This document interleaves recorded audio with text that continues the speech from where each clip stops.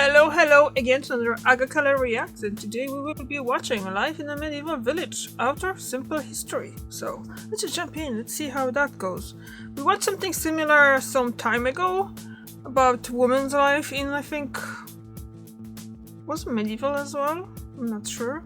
And yeah, it was kind of interesting. So let's just go and watch.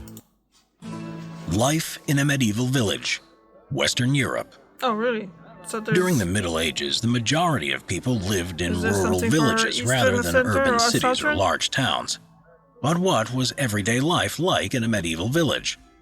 The truth is, like many periods in history, medieval life differed from village to village and from person to person. Life in a medieval village depended on someone's class and role in society. Generally speaking, though, the medieval village was the domain of the peasant. Peasants were the lowest class of society, but they actually made up the majority of the entire population. For this majority, the village was the center of their universe. They were born, lived, worked, attended church, were married, had children, and died all within the same area. Today, we might imagine a medieval village as a line, square, or several little rows of houses, with a tavern and a church. But the medieval village actually took on many forms. It could be several houses clustered together, but a village could also be several scattered hamlets and farmsteads, far apart but under the control of a lord. Most villages would have been houses concentrated around a lord's manor, that is, an administrative device by which a lord charged rents and taxes from peasants. By far, the most common villager was the serf. Serfs were the lowest class of peasants, and owed fealty to the lord of the manor. Though they were legally free, therefore being different from slaves, they were nevertheless legally bound to the land where they lived and worked, and they were not allowed to move away. The lord of the manor would barely, if ever, be in the village. Instead, he would be away fighting in wars or performing acts of royal service. Manors would be surrounded by huge fields, usually 3 of up to 100 acres each, which would make up the land for the village. Okay. In exchange for living on the land, serfs were expected to pay rent and be responsible for working the land. In northwestern Europe, much of the work revolved around farming cereal crops such as wheat, barley, or rye. Fields surrounding the manor would be worked in rotation, and each would be divided into strips to be worked by individual peasant families. You can see on their faces they're not very happy about all that. Fields that weren't fit for growing crops would be used for grazing animals, such as sheep for wool. Beyond the fields would often be woodland, which gave fuel and building materials or where wild animals could be hunted for food, but only for a privileged few. Resources cultivated in the countryside villages. I'm not entirely sure how I feel about all that. The facial expressions here. See it? Seriously, I'm not entirely sure how I feel about it. Would feed and provide for the village residents, but would also be transported to those living in nearby towns and cities. For the village serf, daily life was difficult, backbreaking, and a constant struggle for survival. From starvation to the plague, it seemed as though the threat of death was always on the horizon. The average village house might have had a low stone wall and a thatched roof, and would have been built mostly out of timber and wattle and daub, a lattice of wooden strips clung together with a mix of wet soil, clay, or animal dung. The majority of medieval villagers would wake at sunrise in order to make the most of the working day. They would work extremely hard from dawn to dusk, with meager meals of bread and pottage, a thick soup made from porridge, peas, and beans. Okay, we've got the ad, and yeah, so far I'm not entirely sure how do I feel about. Well, I don't have feeling. Obviously, I'm not living in a medieval village, so it's that one of the pluses of my life. But it is something that you kind of forget about most of the time when they show that medieval times. It's mostly focused on like the lords and ladies and stuff like that. So you don't really see that much. We don't really see that much of actual peasants and stuff and how that worked. So the fact is that they couldn't leave the lord. It's just they weren't slaves, but they didn't really have rights, isn't it? So doesn't that actually equals to slaves? That's how I kind of feel about it. But then I might be really mistaken. So yeah, we'll be back after the ads. Kept communal cows, so milk, butter, and cheese would also make the menu, with meat being an extremely rare treat until the 15th century. Ale was part of the payment that the peasants received for working the lands of the manor. The peasants received portions of everything produced on the land, although more expensive items were given in smaller quantities. Villagers were highly religious due to widespread Catholicism at the time. They would go to church daily, if not multiple times a day.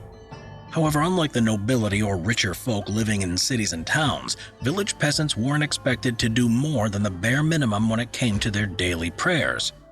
It was thought that if you performed your duties by working hard, plowing the fields, and providing for the realm, then you would be rewarded in the afterlife. Huh. Daily life in a medieval village would also change depending on the time of year. Interesting way of kind of controlling the population, isn't it?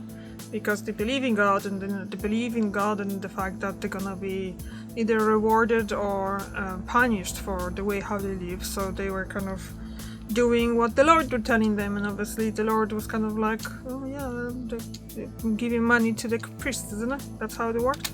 The necessary work for villagers depended on the month, whether that be harvesting wheat in July or slaughtering farm animals for food in November. Medieval time was also heavily governed by the church, with every month bringing New Saints' Day and the hours of the day being tracked by the church bell. While village life was extremely hard work, the sheer amount of religious feast days meant that there was always cause for rest and celebration.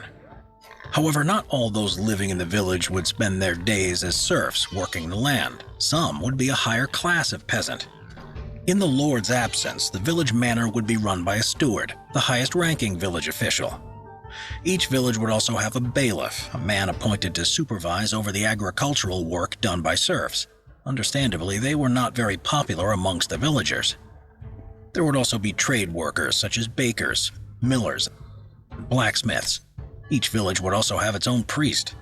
To be the village priest was to be in a position of power and respect, as they were considered to be absolutely necessary for the salvation of everyone's souls. The medieval village was remarkably self-sufficient, with an immense sense of community. Villagers would produce everything they needed themselves, in contrast to those in urban areas, which in the 12th century were starting to grow and relied on resources sent from villages. Villagers would make their own clothes from leather, linen, or wool. They would grow their own food using farm tools made by the village blacksmith. They could grind grain for flour at the village mill, and there would be communal bakers where villagers could bring their loaves to be baked. Villagers were also practically self-governing.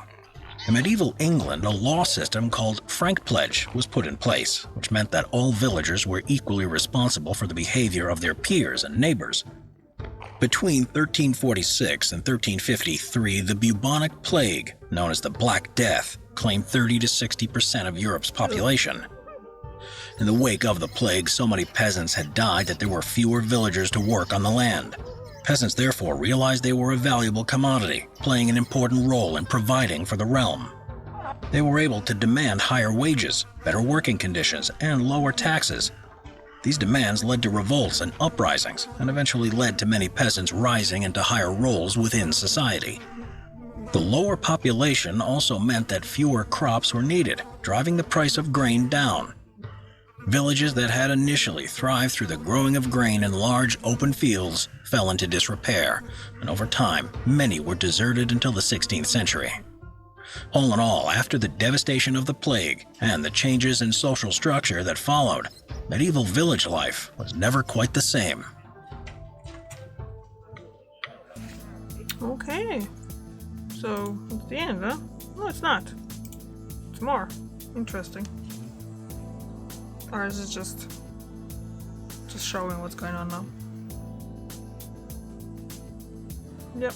Okay, so there's no more on this here. But like I said during the video, it's just I think the life wasn't easy. Obviously, it was not easy, but they didn't know any better. And then they start. Well, yeah, it's just that's what it is, isn't it? And the church was important because it was kind of like keeping them in their grasp and keeping them in the, like, I'm losing my words. I don't know what I'm trying to say. Anyway, thank you very much for watching, and I see you tomorrow. Bye!